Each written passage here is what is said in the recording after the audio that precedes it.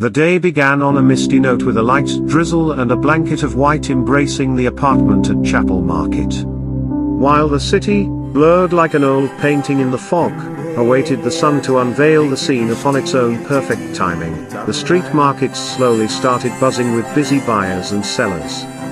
With a capacity of 200 plus stalls, Chapel Market is a place where traders not only get together to sell fresh fruits, vegetables, and fish but also bargain on household goods and cheap clothes.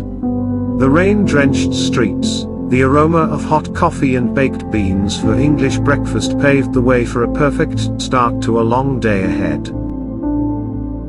To get a closer feel of a city, one needs to know its streets and walls, the nuances, characteristics and intricacies of it, connect with people from different walks of life, collect pieces of individual experience from every possible place and then compile all of these to create a repository of the intended study of human connections and dimensions, thereby fostering a closer attachment to them.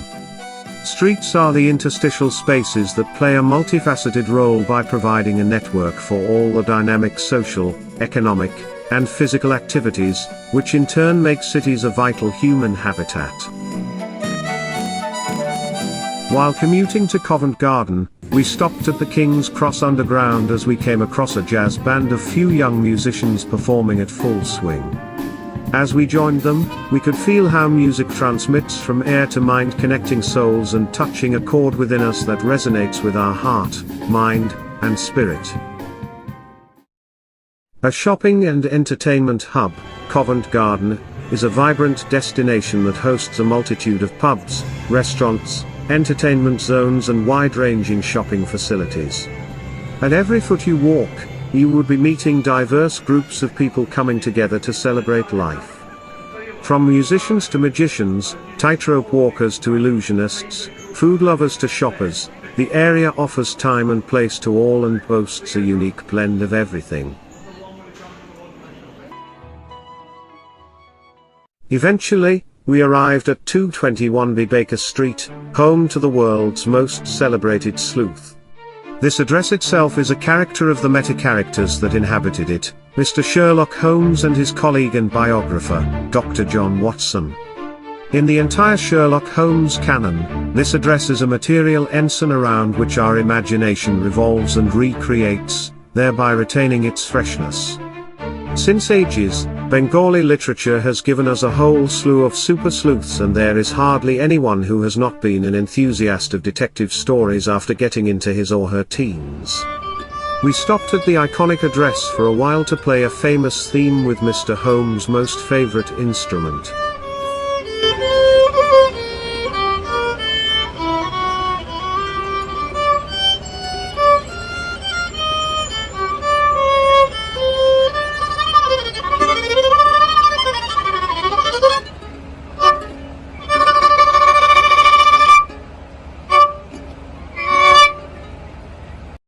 As we got down at London Bridge Tube Station and started moving towards Tower Bridge, our feet came to a halt.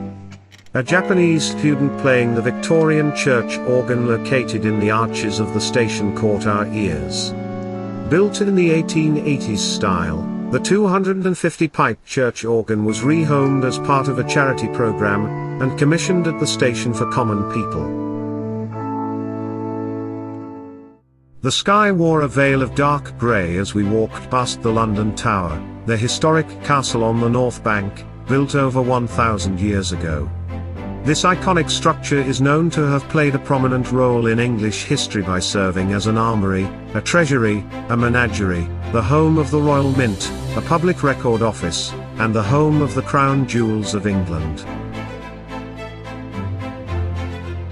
The giant compass sculpture on the north bank of the Thames near Tower Bridge, coupled with the vibrancy of life around it, offered us an astounding view. With strong winds blowing across the Thames, the Tower Bridge at the backdrop looked like a custodian of time and legacy.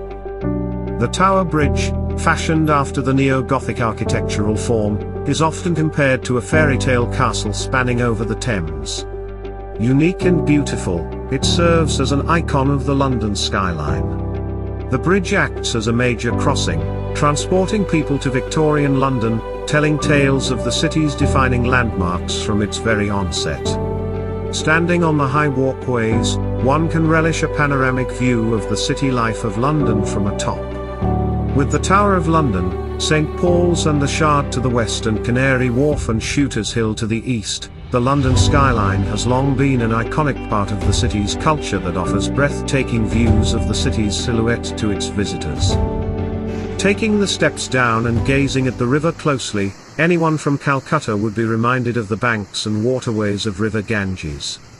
It seems every river has a story running through it that it wishes to share with its banks. What if the steady stream was able to narrate its story? The tale of its journey, the pain, joy and how people gathered around it, would have settled down and wrote their anecdotes. অনেক জমানো অনেক সাজানো অনেক বছর ধরে অনেক কিছু তোমাকে বলার আছে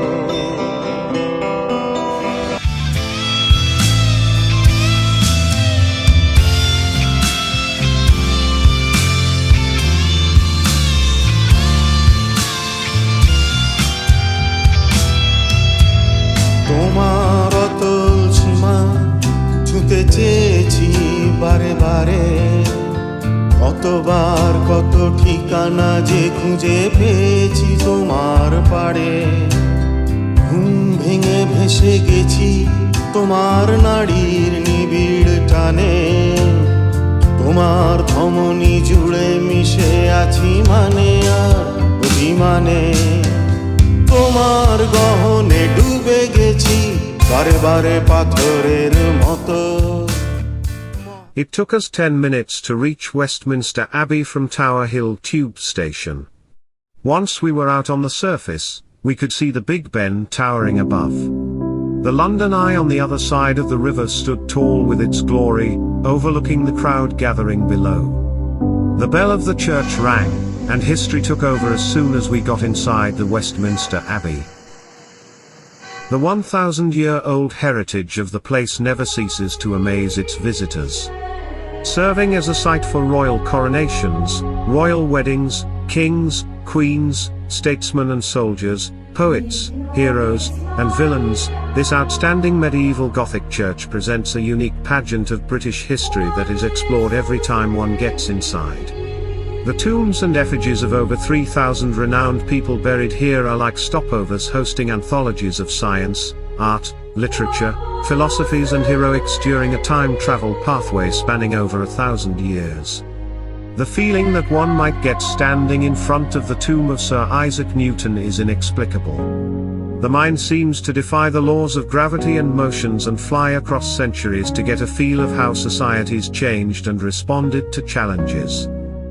While walking towards Trafalgar Square from Parliament Square, we saw a multitude of people thronging the street corners with varied purposes and agendas, political, social, spreading awareness, dreams and desires for justice, freedom and a good future for mankind as well as the planet they inhabit. সাগরের মতো গণ্ডিবিহীন উদ্দাম উচ্ছল স্বাধীনতা মানে ভোরের আকাশে সাদা পায়রার দল Trafalgar Square is one of the most vibrant and bustling places in London. A key landmark in the history of the country's social movements, it was designed on the area formerly known as the Charing Cross, to commemorate the British victory against the French and Spanish fleets in the Battle of Trafalgar in the early 19th century.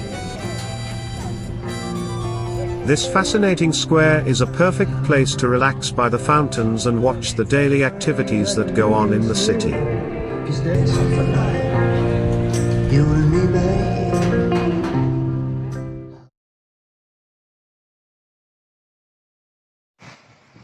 London can be rightly called the city of museums as it has been the home to thousands of years of culture with more than hundreds of museums displaying stunning galleries, harvesting assets on human history and culture, cognition, art, science, literature and whatnot.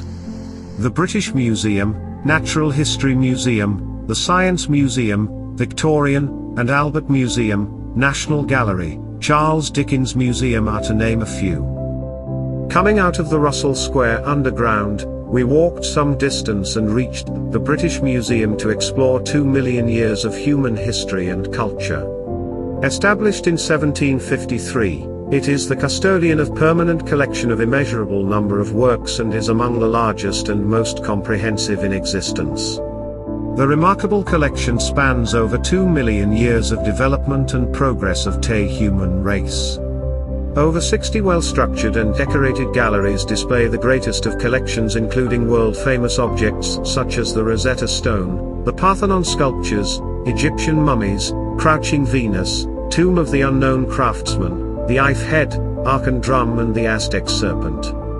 As we walked across the floors of the museum, it felt like we time-traveled in the backdrop of human culture and cognition. While Parijat and Pritam were walking on the streets of London, Sankar was in pursuit of different shades of history along the Thames on his way to Windsor Castle.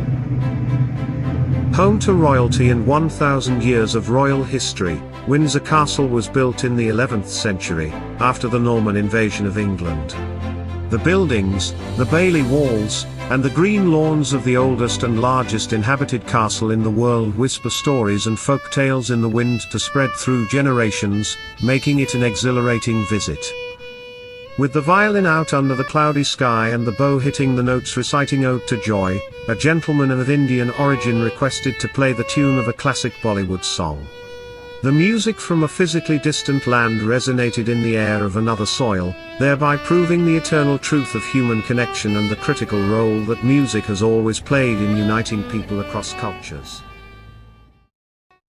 On that windy and chilling autumn evening, Sankar walked into Hickey's music shop looking for some books. There, he met Ben Thorowood, who was trying his hands on a guitar. Ben is a drummer and drums teacher who used to perform in a band. Though he was forced to join a job post-COVID, he still dreams of his gig days to be back with vigor. As the two musicians had a short jam session, music from the two continents embraced each other on the banks of Thames and Kennet. Playing on harmonic minor, the violin recital took cues from Indian classical raga, while Ben's fingers hit the blues notes on the guitar fretboard. It's always a wonderful feeling meeting close friends and relatives while on a trip abroad. Greeting each other, spending time together, chatting on the roadsides make the bonding even stronger. চল আড্ডায় বসে আয় সব তুলি কলরব দূর ভিলেতের কোন পার্কে নেশা বাঁচবার নেশা হাসবার নেশা খোলা মন হয়ে ভাসবার টেমসের তীরে বয়ে যায় দিন জীবনের স্রোতে কারকে From a high rise just beside the Crossharbour DLR station, the Royal Observatory of Greenwich is distantly visible. It was a perfect place on a cold afternoon to sit and reminisce our small hometown on the banks of Damodar River in India.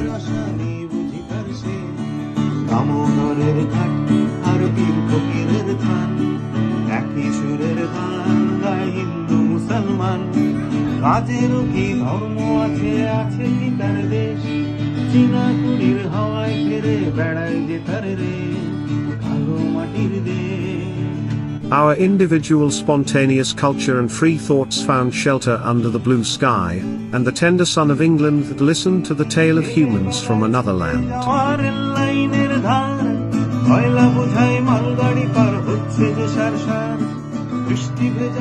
As we boarded a taxi to get back to our apartment, we never knew that the final surprise was still waiting for us. Seeing our musical instruments, the Iranian cab driver Ali asked our permission to sing a song. We gladly agreed, and to our utmost surprise, he started singing a very popular Indian song. Ye dosti hum nahi todenge todenge dam magar tera saath na chhodenge ye dosti hum nahi todenge todenge तेरा साथ ना छोड़ेंगे, तेरा साथ ना छोड़ेंगे।